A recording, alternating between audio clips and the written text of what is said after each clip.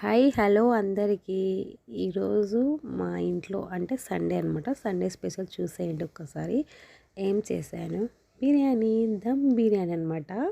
Chicken dum biryani. Every time biryani చేస్తే ఎక్కువగా అనమాట, ఎక్కువ ఇదే ఇష్టంగా తింటారు. మేము చికెన్ రైస్ అంటే చాలా తక్కువ, చికెన్ చపాతీ తింటాం కానీ చికెన్ రైస్లోకి తినము.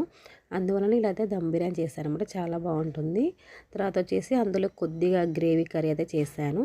నేనైతే ఉట్టి బిర్యానీ తింటాం మా పిల్లలు, మేము. మా వారైతే గ్రేవీ కావాలనేసి గ్రేవీ చేశాను. తర్వాత నిమ్మకాయ ఉల్లిగడ్డతో అయితే బాగుంటుంది బిర్యానీలోకి. తర్వాత వచ్చేసి మజ్జిగ అనమాట. కొద్దిగా మజ్జిగలో ఆనియన్స్ వేసాను, బాగుంటుంది గట్టిగా మజ్జిగ.